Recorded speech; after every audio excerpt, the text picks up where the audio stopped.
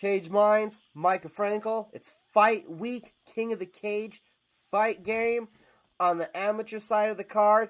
Tabitha Tervino, our guest now. She's going to be in action. Thank you for the time. How are you doing, Tabitha? Thank you. I'm doing pretty good. Impulse, MMA, Southern Colorado. You guys are up there in Cortez. Tell us first off about the gym. Well, we took over the gym from our old coach, Con Clark, who was previously Lifer MMA. He moved to California recently. He just became a nurse, so he went up there to pursue his career up there and kind of just asked if we wanted to take over the gym, and there really wasn't any other answer besides yes. Keep it alive here in Cortez. Joey was still, he's making his name in MMA, so we figured we'd keep it open, help out the kids a little bit. We've got a pretty big kids class and adults class, so it works out pretty good for all of us being in there every day. So what has that done, the extra added stress and load of you guys fully running the gym? Well, we're only open at night, Monday through Saturday, so it's not too hard. We have a lot of kids, like I said, so the kids make it pretty fun. They keep us on our toes. We continue to get a lot of adults in there that want to try MMA. We've currently got a couple fighters that we're getting ready, to make their debuts here in a couple months. So it just makes us want to be in there a lot more, helping people and people good in there to help us grow as well as we help them. So it's mainly like a big family in there. It's pretty fun. It's not very stressful. Just as long as you love what you're doing, it keeps you going.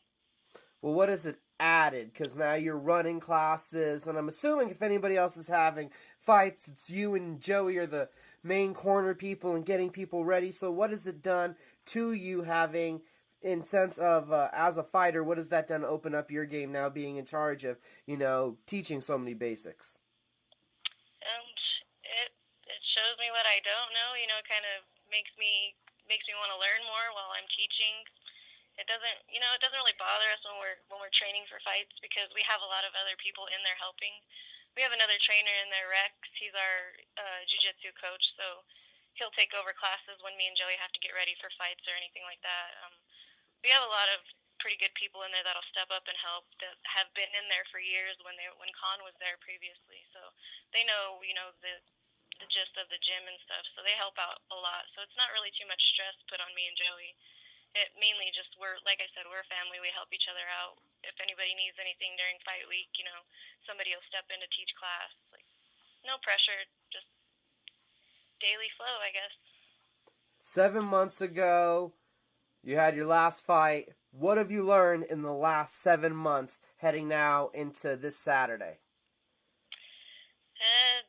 Don't take things lightly. I'm an amateur, so I guess if you look like you're taking a lot of hits, you got to make sure you're getting up fast. You can't leave it to the judges or the ref to decide your fate in the cage. So it's kind of what I learned. Keep your hands up.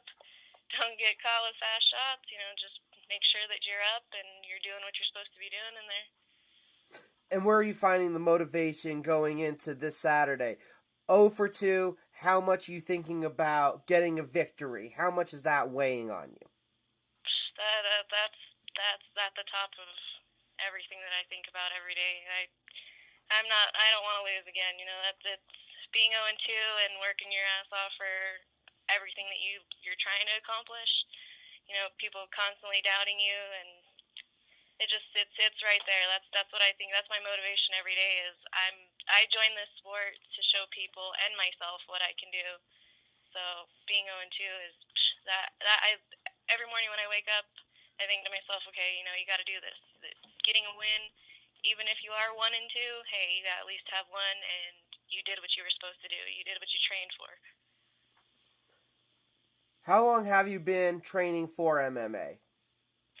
About a year and a couple months. I didn't really start. Probably about a year, yeah, a year and a couple months. It took me a while to get in there. I was kind of lazy, and then after seeing Joey being so successful in there and then taking over the gym, it just kind of clicked like, all right, you need to do something. And I'm kind of, I'm a scrappy person. I've got a big mouth, so I figured I might as well get in there and try to back it up. having just been, training for a little over a year, do you feel any thought that maybe you've jumped into actually fighting a little quick? I don't think so.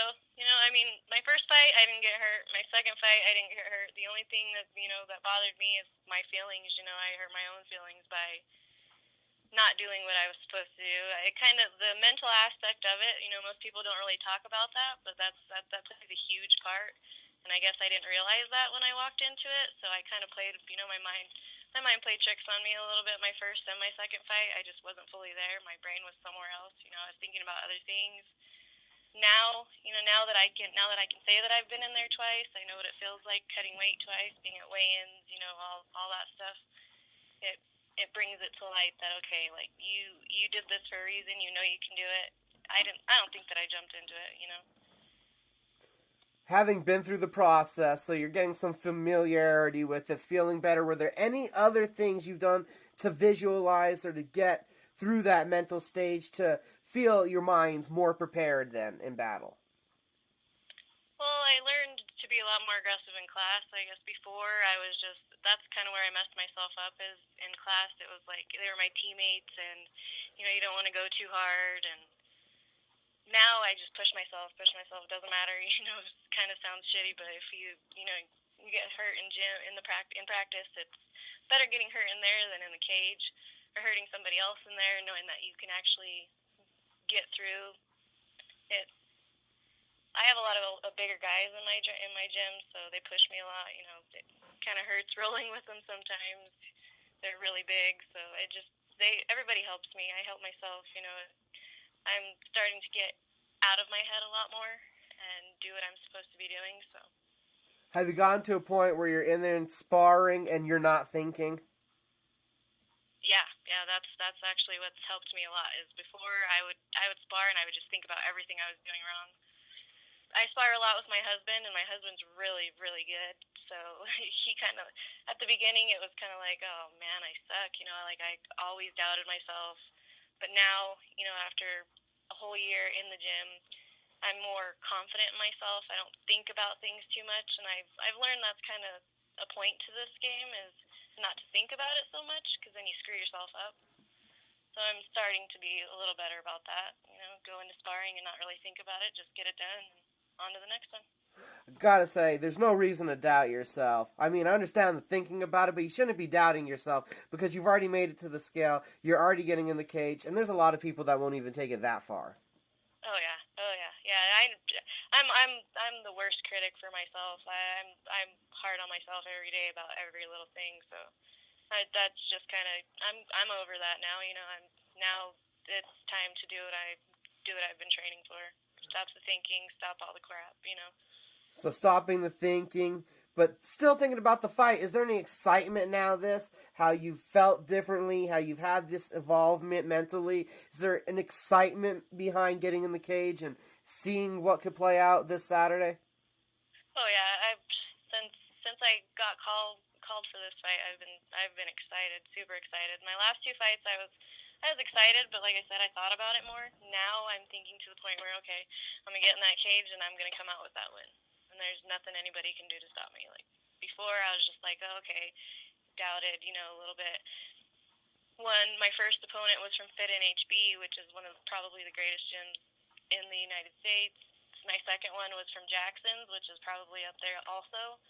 So I kind of thought about that a little bit too much. Now, it's like I don't really care who they put in me, and I don't care where you're from. I'm from, I'm from where I'm from, and I train just as hard as you do, if not harder. So. King of the Cage fight game. It's Andrea Amor from Bushido MMA. What do you know about her? I don't really know anything about her. From what I've told, is she's been training for a few months. Has had a couple jiu-jitsu tournaments that she's won. Other than that, I don't really know anything about her. What do you feel you need to get done at fight game this Saturday night to just feel better about yourself? Is it just getting a win? Is it putting it that much? Or are there some things that you can do to feel that you're improving, at least moving along? Well, I mean, a win would be great, obviously, but getting in there and making it maybe past the first round and actually showcasing, what I train, my ground game, my stand up.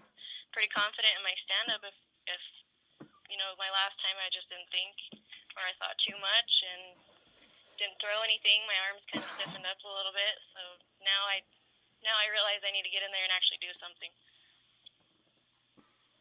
I'm looking forward to this. Embassy Suites this Saturday night. It's a stacked lineup, a ton of amateur action. Tim Sosa and Jimmy Flicker in the main event. Tabitha Tervino, we got to thank you so much for joining us.